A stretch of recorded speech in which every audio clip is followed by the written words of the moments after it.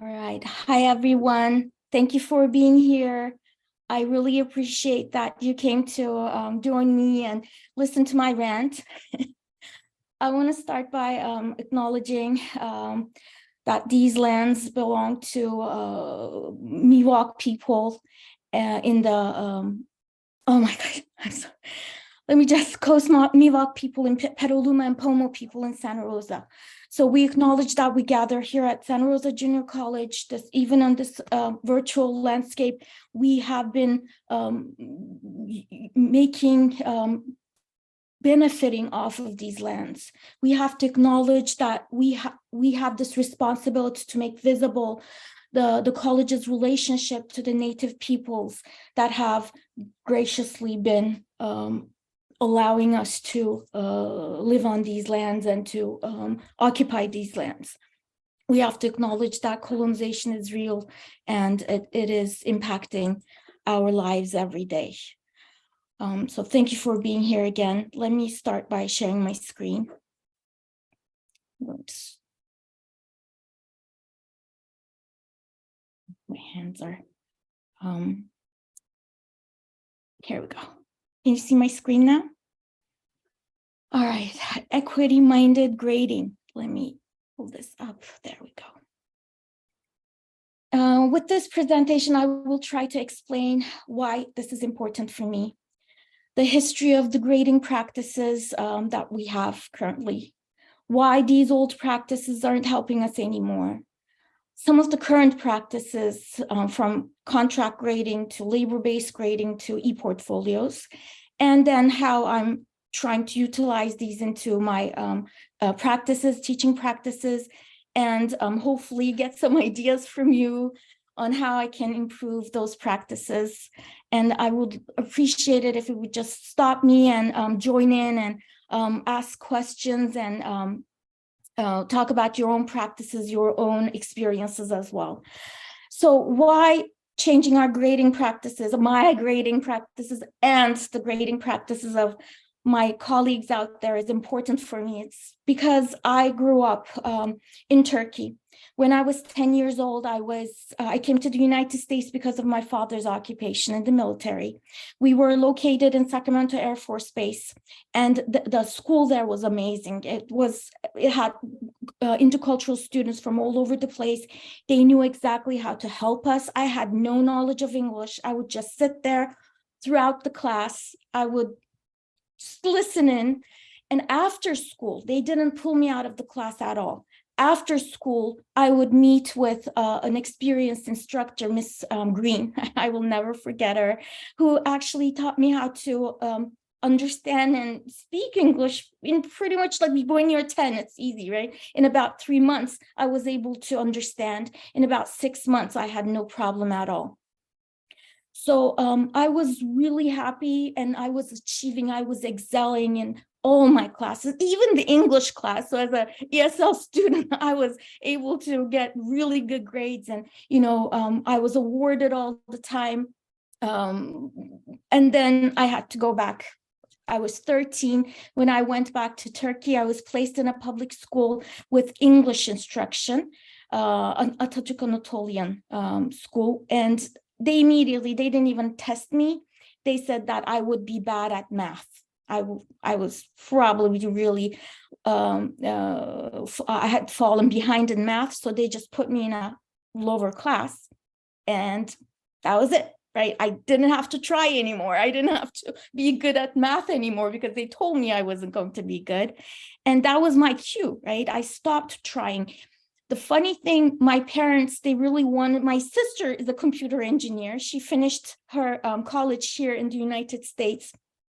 Right off college, she got into HB and then Amazon, and she's been working as a computer scientist. And my parents were really hoping to, have me become active in a science field.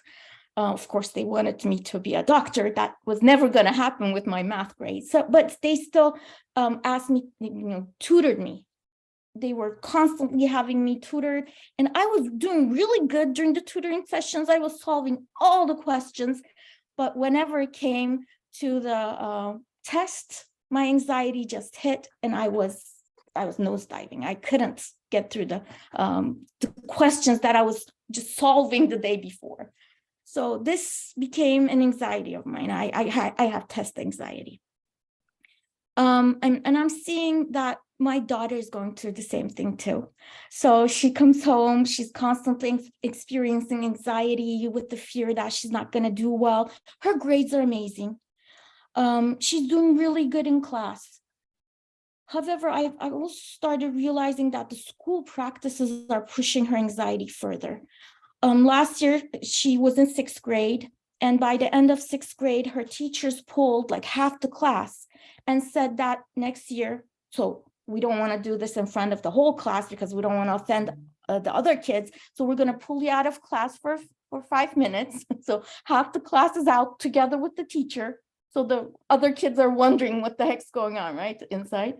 And the teachers told that my daughter and several other students that they were going to be placed in X classes, English X, Math X. And apparently these classes were more advanced. And they explained to the students that they will have to work harder, which was amazing, right? We were benefiting off the system again. My daughter was excelling, right? I should be happy about this. But I just kept thinking about the other kids. Those kids are going to come to my class in several years and they're going to say, I can't write in English. They told me I can't write in English because, they didn't put me in English X, or I'm not good at math because they didn't put me in English math X. So this is becoming a real big concern of mine. And I really want to share it with you. So let's sort of look at the history of the grading system. This is I did not know about this. The A through F grading system actually emerged in 1898. The 100-point scale became more common in the 1900s. Then letter grades became widely used by 1940s. So it's been more than 100 years now that we've been using these practices. There's this video by Sir Ken Robinson, and this is a brilliant video. It's about 14 minutes, but I'm just going to show you the first 3 minutes where he explains the basics of how our education system came to be. So please let me know if you can't hear the volume. You can go like this if it's not high enough. Here we go.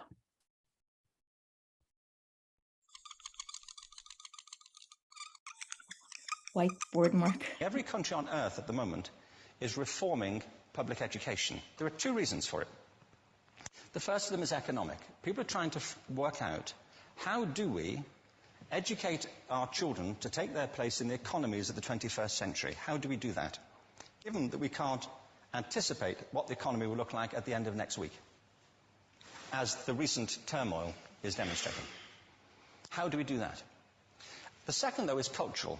Every country on earth is trying to figure out, how do we educate our children so they have a sense of cultural identity and so that we can pass on the cultural genes of our communities while being part of the process of globalization. How do we square that circle? The problem is they're trying to meet the future by doing what they did in the past.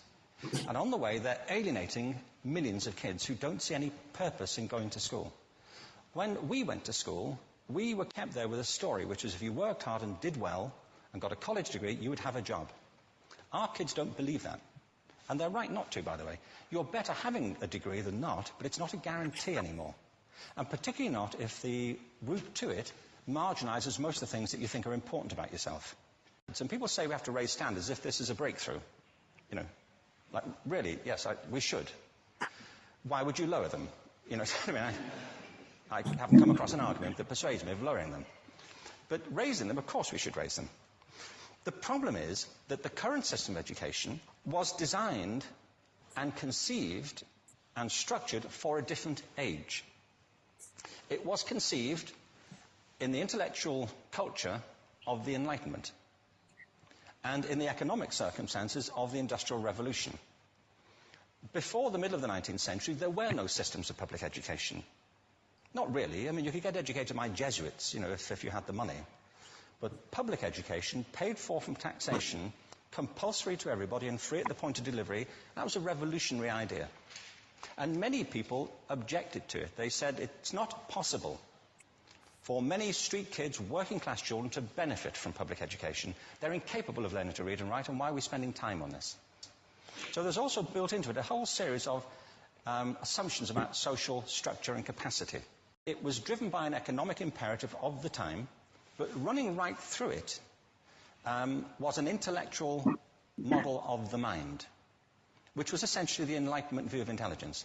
That real intelligence consists in the capacity for a certain type of deductive reasoning and a knowledge of the classics originally, what we come to think of as academic ability. And this is deep in the gene pool of public education, that there are really two types of people, academic and non-academic, smart people and non-smart people. And the consequence of that is that many brilliant people think they're not, because they've been judged against this particular view of the mind. So we have twin pillars, economic and intellectual. And my view is that this model has caused chaos in many people's lives. It's been great for some. There have been people who have benefited wonderfully from it. But most people have not. Instead, they suffer this. This is the modern epidemic, and it's as misplaced and it's as fictitious. I'm going to stop there. If I will share the slides with you. If you're interested, you can continue to watch it. Sir Ken Robinson continues to talk about how modern technology is distracting us and reshaping, rewiring our brains so that students, when you put them in a class and try to educate them with the same way we were educated 30, 40 years ago, or even 100 years ago, according to this factory system, it's not going to work.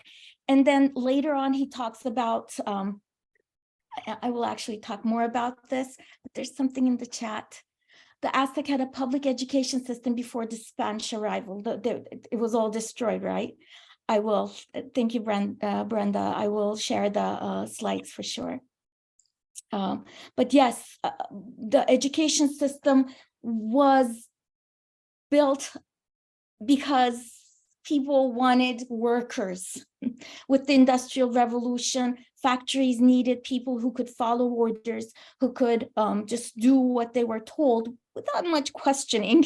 So the system we seem to be perpetuating the same system. And Sir Ken Robinson talks about that a little bit more. He provides more evidence on how the education system numbs our students. For instance, students with ADHD seem to be we're medicating them constantly. He talks about how that we're medicating them so that they would sit still, whereas we should be trying and learning how they learn so that we can, rather than giving medication so that they would fit our teaching style, we would be able to fit their learning styles. Wow. It's a really good video. I highly recommend it. So another thing that is making us sort of be trying to oppose talking about grades, it's really hard to talk about it. We had multiple norming sessions. I've been in multiple norming sessions where we would read the same exact assignments, and the instructors in the room, they would completely give different grades. This is especially true for fields like English, right? Everybody has their own biases, their own experiences, their own practices. So they're talking about equitable grading is quite impossible. And when they were doing research, they realized that this was also true in the elementary systems. Teachers were teaching similar students. All the students were demonstrating similar achievement, but the grades were completely inconsistent. The data seemed unexplainable, impossible, and inequitable. This is from Grading for Equity by Joe Feldman, and I will talk more about what he says. So I don't know if grading is so subjective. How can we make sure it's just? This is a question that I keep having, and I really hope that we start talking about these issues. So why are these grading practices not helping us anymore? Actually, this is a misleading question. It's a trick question. I don't think it was ever helping us. It was created to serve a group of people. The system was designed this way to protect the status quo. These practices have historically been leaving many people behind, perpetuating the system of white supremacy. Jeff Duncan Andrade states, quote, "You cannot completely control a people with force, but if you can get in here, their mind, if you can create passivity in the mind, if you can create self-doubt in the mind, if you can interrupt hope and paralyze people, you see this is why public education is both so powerful and such a powerful weapon." And this little short video really helps us explain. He really, yes, hegemony exactly serves the hegemony, right? He explains it really well. I highly recommend. It's a very short video, but it's really good. Linda Darling-Hammond also talks about this issue in unequal opportunity, race, and education. And she states, the US educational system is one of the most unequal in the industrialized world. And this is not true. It's like the same all over the world, in my opinion, right now, and in countries like mine. And students routinely receive dramatically different learning opportunities based on their social status.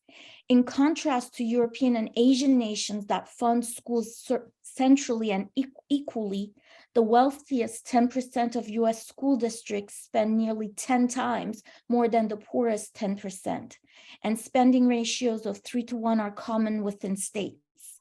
Despite stark differences in funding, teacher quality, curriculum, and class sizes, the prevailing view is that if students don't achieve, it's their own fault, right? We keep putting it on the students, but we know that students even in a small place like Santa Rosa, some students who come to your classes know how to write, whereas other students they don't. Is it because of the students' fault, or is it the education that we're providing for them? So Linda Darling-Hammond continues, over the past 30 years, a large body of research has shown that 4 factors consistently influence student achievement. These are the 4 factors. Every single research keeps pointing at the same thing. All else equal, students perform better if they're educated in smaller schools where they're well known, have smaller class sizes. We're fighting for this still. Receive a challenging curriculum. So challenging, rather than watering down the curriculum, we really need to challenge them, and have a more highly qualified teachers. That means we need to pay our teachers more, right? We know that this is what we need to do, yet we don't continue to increase. Well, we continue to increase class sizes. We continue to push standardized testings and underpay and undervalue our teachers. So Alfie Kohn, the trouble with rubrics, he indicates, again, research shows 3 reliable effects when students are graded. So especially when we start using the grading system, our students, they tend to think less deeply. They don't want to take risks.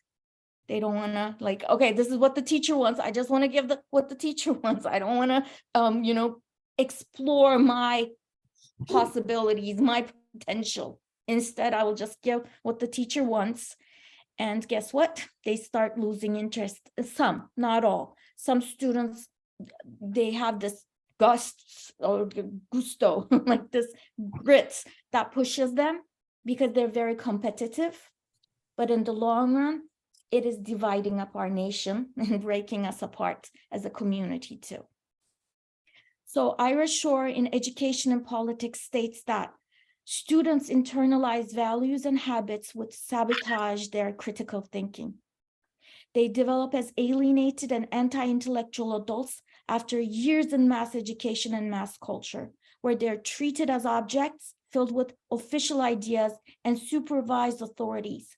Uncritical citizens who deny their own intellects and blame themselves for their own failures are the easiest to control.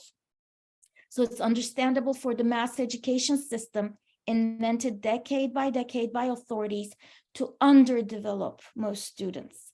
In traditional classrooms, students develop authority dependence. They rehearse their futures as passive citizens and workers. And again, this is not just Ira Shore's opinion. Research shows that over and over again, this is true.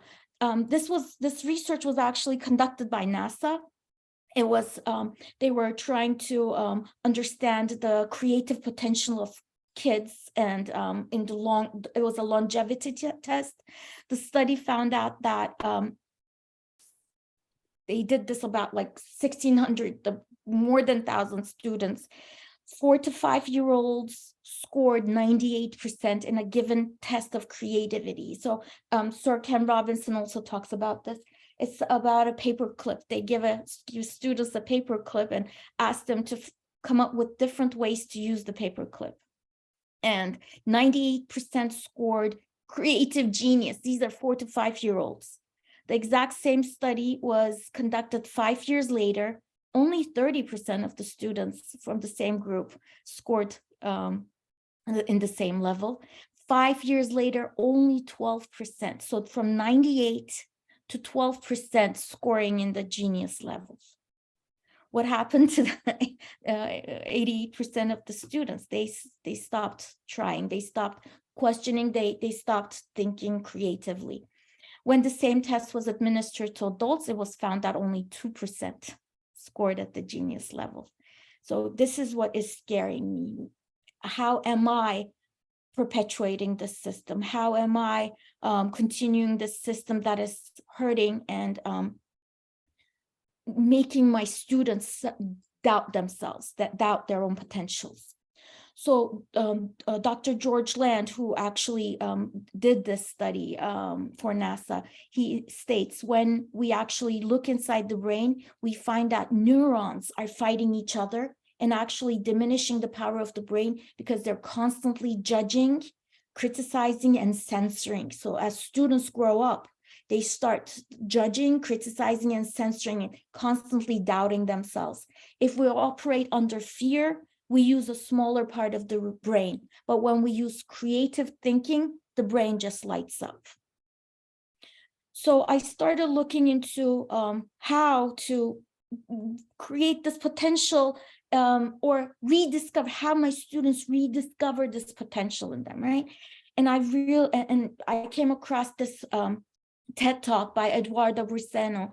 He talks about learning zone versus the performance zone. And he says, in life, one must find a balance between their learning zone and performance zone. Now, the performance zone is the main part of our work. It's where we apply our skills, execute, try to minimize mistakes, and achieve our best results. We're constantly avoiding making mistakes in this zone. Mistakes in this zone are high stakes. Many of us perpetually live in the zone and avoid making mistakes and taking risks. Whereas the learning zone, on the other hand, is all about improvement.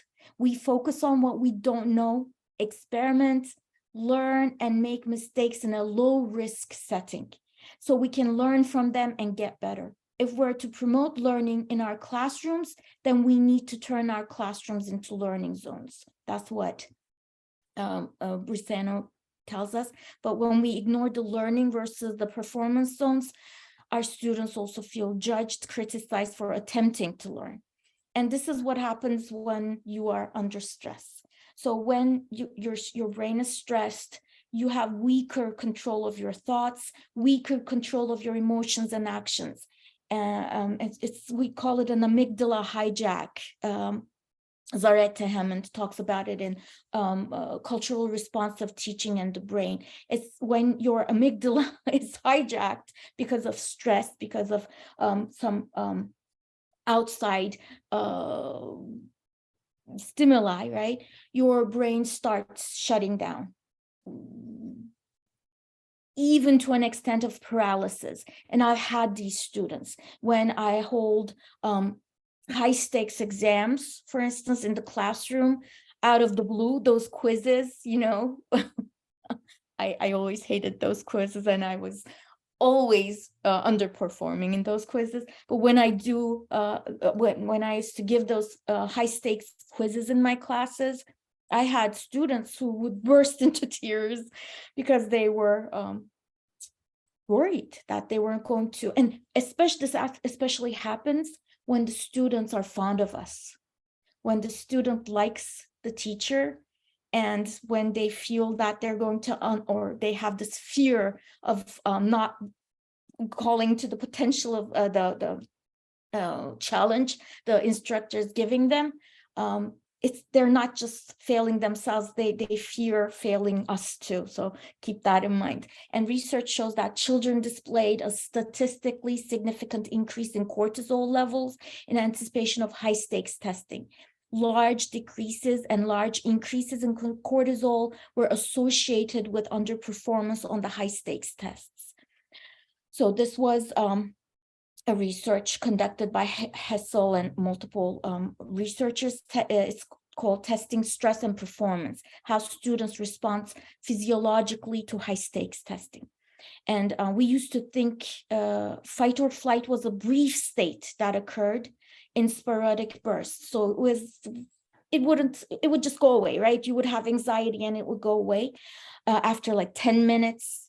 So we would tell the students, okay, go outside, breathe a little, and come back, and you'll feel so much better. But research has recently been pointing to this perpetual PTSD, as you have PTSD when you come from war or a traumatic event, right? However, a lot of research is showing that our students are constantly experiencing this now, and we have to keep in mind we've suffered a lot at SRJC Santa Rosa. We had to deal with the fires. We had to deal with COVID afterwards, and this seems to be taking a big toll on our students. And when we look at the anxiety levels and mental health issues among our students, it's on a peak. It's rising uncontrollably. What do we do? How do we continue to teach in this environment? I'm having a lot of trouble continuing to continue my practices as usual. It's not working anymore. So Harvard Health has just published a study on the long-term, well, these studies have been published, but I found this from Harvard Health, on the long-term effects of chronic stress. So it's become chronic, right? Our students are constantly under this stress. Has on physical and psychological health. Over time, repeated activation of the stress response takes a toll on the body. Research suggests that chronic stress contributes to high blood pressure, promotes the formation of artery clogging deposits, and causes brain changes that may contribute to anxiety, depression, and addiction. So attention, perception, short memory, they're all learning, word finding, even sometimes when you're in stress. It happens to me all the time. When I'm stressed, I can't talk. Like I feel like I'm paralyzed, and I kind of start thinking, judging myself. Oh my gosh, they're gonna think I'm such an idiot. So we keep putting our students in these performance zones that add to their anxiety, right? How do we change this? We have to first understand that the brain is really different from what we actually think. This research shows that our intelligence can be changed. We keep, like, a lot of my students come to my class thinking that, I'm not good at math. I was born, or English, I was born like that. That's not true, right? Brain is like a muscle, and it grows stronger with struggle. And stimulating and safe environments help us establish more neural connections. So we need to create safe, stimulating environments. We need to, therefore, our brains will grow most when we get a question wrong. Seriously, I had no idea so there's this thing called the learning pit. Students have to struggle before they learn. That's when the brain starts making those neurons, the things that make your muscles, right? It becomes stronger. Their neural connections become stronger. That learning pit, if they're just jumping, if they already know the questions, they're not struggling with the questions, that's not going to help. However, if they're struggling with the questions and the fear factor is added into the mix, again, they can't learn. Amygdala hijack, right? But if we find a way to allow them to struggle without risk, without taking too much risk, but just focusing on their learning, allow them to struggle and find a way out of that struggle, that's when our students learn the best. And they have to do this in safe environments with other students, right? So again, research keeps showing students learn best from each other, not the teacher, unfortunately. So we have to create these, I guess I have to do it in my class. I have to create these learning environments where they learn from one another without fearing the risk. So group work is essential. But when you grade group work, again, we're putting additional stress. So our brain, Zara Tehemen talks about this a lot. And once we start to really understand how our brains work, how our brains make those connections and those neurons become stronger, that's, I guess, when we start really helping our students. The 3 chemicals that help, that are important in learning, the first one is cortisol. We have to limit the release of cortisol. That's the stress hormone. So if we overload the prefrontal cortex, the information that they're receiving doesn't transfer to the long-term memory, right? We need to find ways for them to retain that new information, make connections with the old information so that they don't forget. Without, creating a risky, stressful environment. Another one is dopamine. That's like chocolate, right? Give them chocolate, or give them encouragement, give them reward for the way they learn, right? Rather than punish them for making mistakes, how do we just turn the table so that they are rewarded for learning, because learning really requires making mistakes. If you're not making mistakes, I don't know how we wouldn't be able to learn, I guess. So rather than just asking for answers, maybe you can start asking for questions, having the students develop their questions and working on, finding the questions, the right questions might be a way, one of the ways to help our students. Oxytocin is trust and love, right? We're social, Zara Tehemen says, we're social learning animals. We love to learn together. Social learning is having kids do hard things as a result of being in a group and talking. Project-based learning is has been, the research shows it's working. It's really helping a lot of our students. A lot of schools are doing this now, project-based learning, where students are given a problem, or they're asked to discover these problems, right? They're asked to come up with issues that seem to be impacting them and their surrounding, their communities, and they come up with solutions. They come up with, they discover the problems, they really understand the causes of those problems, look at that long-term effects of the problems, and come up with solutions.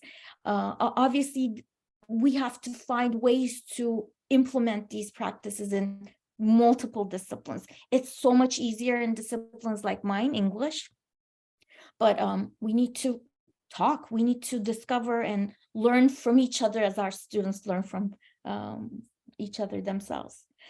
So why are grades dangerous? They diminish risk-taking and the curiosity of our students. They encourage students to avoid taking risks, to avoid challenging work, teaches students to value grades over knowledge. So they start working for the grade, and once they get the grade, that's it, right? They don't have to work again. A lot of my students, rather than leaving in a lifelong learning, they're like, oh, you know what, I'm just going to get through college and not learn ever again. That's never true. We continue to learn, right? We are constantly developing ourselves and loving that and understanding the relationship that learning creates dopamine. You start, it makes you happy. Seriously, challenging tasks in safe environments really makes a person happy. Rank students in competitive ways. That's another thing that I keep worrying about. My daughter, she's 12 and she hates working in groups, constantly complaining. I'm telling her, like, you have to respect your friends, you have to love your friends. And she learned how to, like, I don't want to work with that kid because that kid never pays attention, and they're gonna pull my grade down. I had adult students come to me saying that I hate group work. I can't work with people. You have to assign me individual work. So what are we doing to our communities this way? Measures output with little concern for the learning process, values extrinsic over intrinsic motivation, starts from a place of deep suspicion for students, assesses in ways that reinforce bias against marginalized students. And we know every single research and current research is repeating the same results. We cannot control. As teachers, we have biases. It's not easy for us to overcome these biases. Therefore, how do we minimize the impact that these biases will have on the grades of our students? Because in this college, we have to give grades, right? We have to have a final grade. There's no solution to that.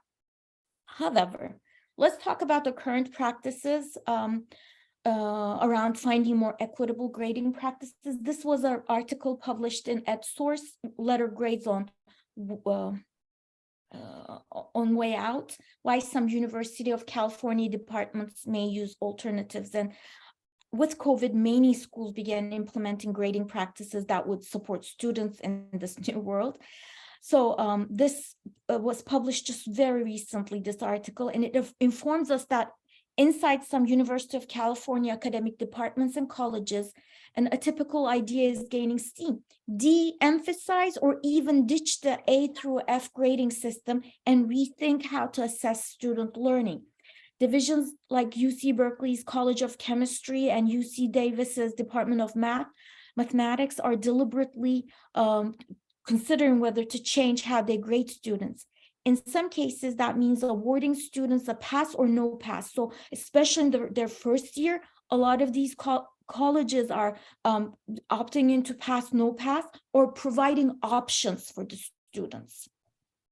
Other times, it may mean allowing students to choose which assignments get the most weight in determining their grade. So contract grading is another practice they keep implementing. UC Irvine actually is working with MIT, Massachusetts Institute of Technology, where students don't receive letter grades for their first semesters to learn about the university's approach. So in the first semester or the first year, some of these colleges are just removing grades altogether and going into pass, no pass format. The changes are especially being considered for first-year students to give them more time to get used to the rigors of college work and learn the material over the course of a semester, rather than discourage them early on with low grades on tests and other assignments. So we have to really think about these things, right? We often see ourselves like right off high school, come on into SRJC. It's a continuation. It actually isn't. We forget the stress of that, and maybe we could start working together to find ways how to support our first year students so that they continue, because we do lose a lot of students still. So, do your grading practices undermine equity initiatives? Joe Feldman has been working a lot on this issue. This is an article that he this is just a summary of some of the points that I got from there, but his book, Grading for Equity, what it is, why it matters, and how it can transform schools and classrooms, has been very influential. And I'm going to summarize some of the work that he's been doing. He says, we grade so that early struggles impede success. When students are learning at the beginning of the semester, they might get a lower grade, a B or a C, and then they might actually really like the class and do really good in class. However, that C, early C, still continues to pull down their grades, even if they're getting A's and, you know, high B's. That C will, when we do a what do you call it, like at the end of the semester, that C often pulls their grades down. So we punish them for making mistakes. We punish them for learning. We grade students based on a student environment and resources. Now, that was like a big shock. He said, actually, he talks about this, get rid of extra credit. He's saying that get rid of extra credit. And I could not wrap my head around this. Still can't. But he says that some extra credit assignments assume that student has the time, the money, and the resources to complete those assignments. And I'm guilty of doing that. I've done it. Some students want to have that so that they could actually improve their grades, which to me is fine. But again, that's inequitable if we think about it. Require retakes, he says, like encourage students to learn from the errors they make on the test and to take it again. And I'm quoting him, there's no clearer message that your teacher cares about you than that they won't let you fail. I kind of really took that in. But put parameters on retakes. For instance, state the students can only retake after demonstrating growth on the missed skills, or they may require students to go back through the task and pick out the questions related to the skill that they missed. After the retake, teachers should enter the best score in the grade book. So sometimes we allow multiple retakes for the quizzes, but we have to, again, allow the students to keep the best score that they get, not an average. To Feldman's thinking, students shouldn't be penalized for putting in the extra work to understand the concepts. So he continues, so a lot of my work is from Joe Feldman. Do not give grades for group work. Again, it took me a while to grasp this. He says it's too hard to determine if the individuals have mastered the content in those settings. That doesn't mean group work isn't valuable, because he knows we have to have students interact. Students learn best from one another. It just means the assessments. What do they learn best from one another? What do they learn from one another? When we are asking them to come up with questions, like brainstorming, that very much helps me in my classes. For instance, for an essay that they're supposed to write, like a research essay, often when I tell my students, go, do something that you really want to write about, find something that you want to really write about, it gets really hard on some students. And I just allow them, like, brainstorm. What do you guys want to write about? What is important to you? And once they start talking, it really allows them, like, the juices start flowing. In fields like math or science, just trying to reflect on the question. Sometimes that's the hardest part, right? Understanding the question, allowing the students to talk about the question can help a lot. Asking them to talk about the prompt, because I always say, okay, here's the prompt, ask questions. Like, if you don't understand, ask questions. They never do. And then I put them in a little group, have them talk over the prompt, read the prompt together in 5 minutes. Voila, they have these marvelous questions. I'm like, oh, I should have thought about that. And I started revising my prompts, my assignments according to those questions. Before, I didn't know students didn't understand my prompts because I never asked. Now I'm asking them to, and I'm being really honest. I'm telling them, okay, I just wrote this prompt. It might be funky, it might be funny. Please let me know what you think. Please let me know if it doesn't make sense. So I highly urge you to, it's worked well for me. Feldman also talks about the destructive power was 0 for missing work. He contends the scale is weighted towards failure because of the 0 to 60. This is the hardest part of what Joe Feldman is saying. He says, remove the 0. And I don't know, you have to think about this. This is I still can't wrap my head around this. He says, whereas there are only 10 points between every other grade, like 70, 80 is a C, 80, 90 is a B, 90, 100 is an A, but 0 to 60 is an F. And he's questioning why do we have such a wide percentage, 0%? And once you get a 0, it's almost impossible to climb out of that hole. He says, one tweak, he adds, would be a 50 to 100 scale, although Feldman also understands that psychologically it's hard to give a 50 to a student who did nothing, right? That's why he prefers the 0 to 4 scale, with none of the nitpicking over a few points to get from a B plus to an A minus, because again, what is the difference between a B plus and an A minus? It might be different to you, it might be different to me, right? Students either meet the requirements for proficiency or they don't, they exceed the requirements or they don't. So the summary of Feldman: if the work is important, required; if not, don't grade it. A lot of low stakes assignments pull student grades. He says, grade the work consistent with the SLOs, the learning and the mastery. Grades are not for control, they're for teaching and monitoring growth. Allow for mistakes and allow for revisions. That's what he's saying. I also have some ideas from Adam Deach, Future Ready Grading Practices, a standards-based mindset. He says, avoid using points as markers for achievement. Rather, develop descriptive grading criteria, what a letter grade means.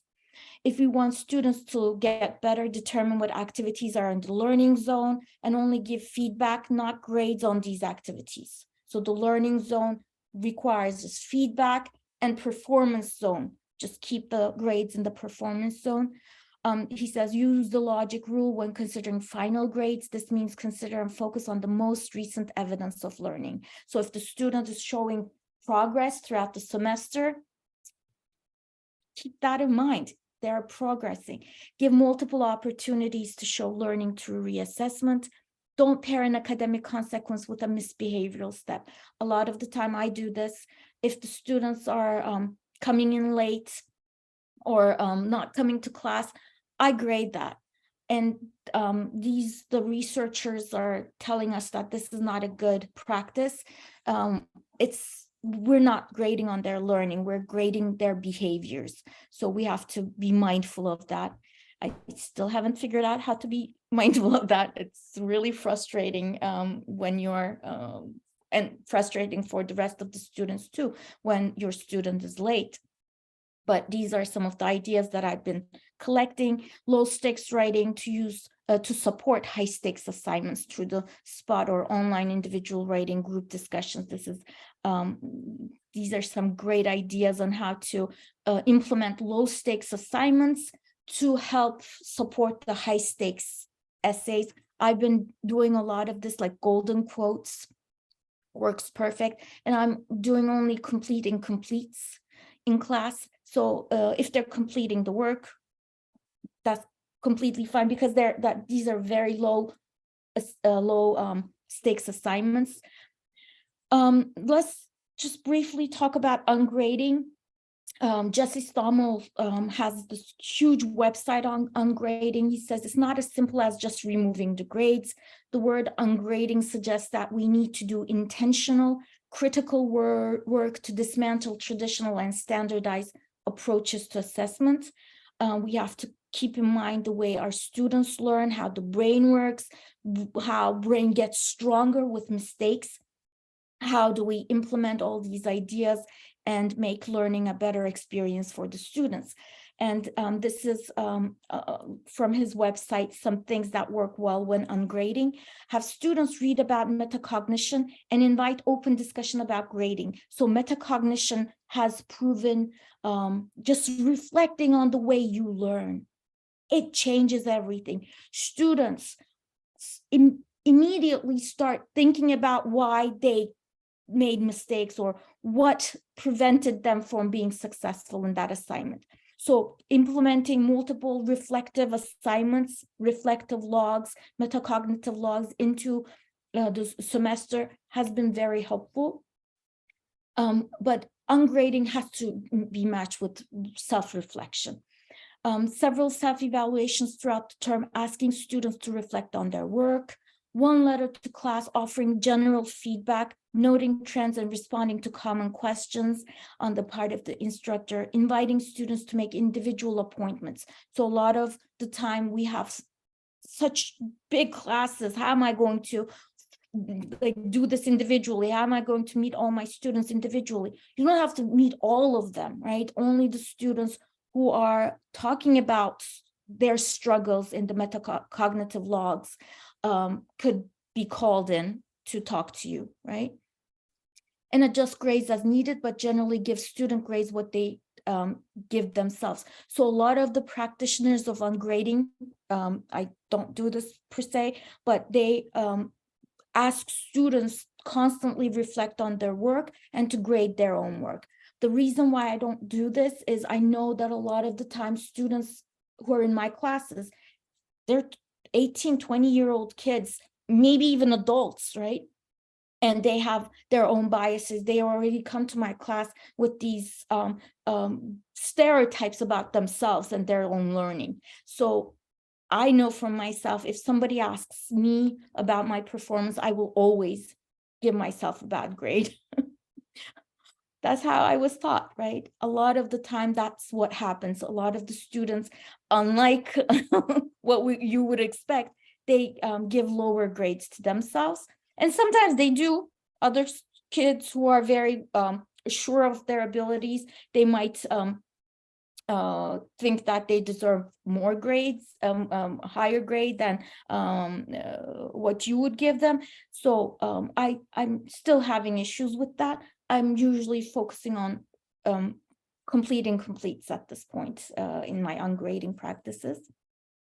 So focusing on active involved ungraded learning is what ungrading is about. Creating spaces and reasons for social grouping is very important.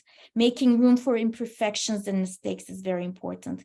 Giving choices whenever possible. Building in reflection, a lot of reflection.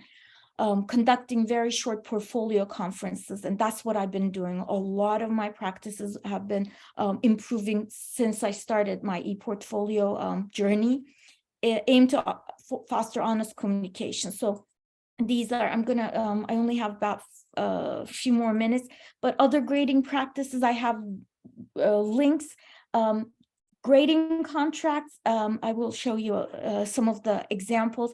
Grading contracts is, again, giving student choices. If you attend these many classes, if you complete these assignments and you have the assignment list, that's what I'm going to be grading you on. And students can opt in, like I'm only going to do like these assignments and I'm just going to opt in for a B.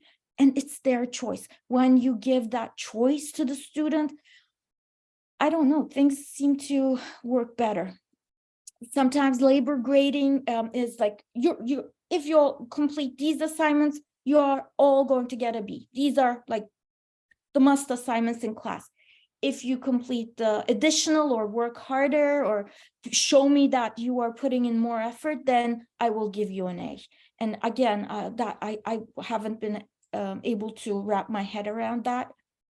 So I just focus on e-portfolios. I will give you some examples now from, here's my grading contract.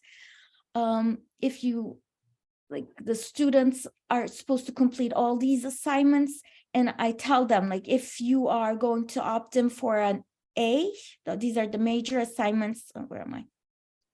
You have to complete, in order to get an A, you have to complete this many major assignments, this many discussions, this many low stakes assignments, this many quizzes. And, you know, after each unit, I ask them to conduct their own reflection, like, how are you doing? What is your grade? What is your expected grade? What grade do you want in this class? How are you going to achieve that grade? What are some of the things that are keeping you from, succeeding in this assignment?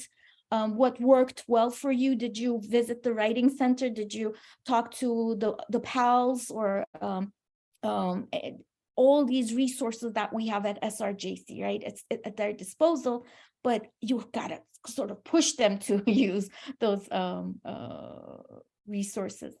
So I attended a ePortfolio workshop this summer. It was about like 3 weeks long, where we learned so much, and we were able to build our liquid syllabi. So this is called the liquid syllabi. And I actually got this idea from Sholan. So thank you, Sholan. And just, building this in, I created my ePortfolio assignments in here too, as well as Canvas. But these are some of the students that have completed their ePortfolios. This semester, I'm starting with the Google Sites or website ePortfolios recently. Before that, it was just Word. I was asking the students to create, put all their assignments on Word. It was working well, but now I think it's working brilliantly. These are samples from other schools. These are samples from my students, and these are, they haven't finished yet. But beautiful, beautiful work. I get to, they get to share everything about themselves, and they talk about their goals and outcomes, and these are like they can add their coursework. So this is for English 1A, my class, and my student also wanted to add Art 112A. So that was not even in the task. They decided to add that class and their assignments from that class. Student just, this is just the beginning of the semester, so not everything is there. They're also going to do a photo project. And if they like, they can put in their resume, because I've realized, and this was also given in the workshop, that students, they forget what they've done. So they often lose their work. So having an institutionalized ePortfolio would actually help them so much. Maybe we could, start a revolution and have everyone start implementing ePortfolios into their classes, building in reflection. A lot of my students, they just love talking about themselves, their goals, their dreams, their classes, their photo projects. This photo project, most of them haven't completed it yet, but it just asks them to go into their neighborhood to find the things that are important for them. It's just giving them the idea that I care about them, and want to hear about their life, and what pushes them to succeed. Why are they learning? Why are they going to college? Just having that in their mind helps them go on. So just trust, build in trust. And any questions? That was an abrupt ending, but okay, I don't even have much time, but let me stop the recording.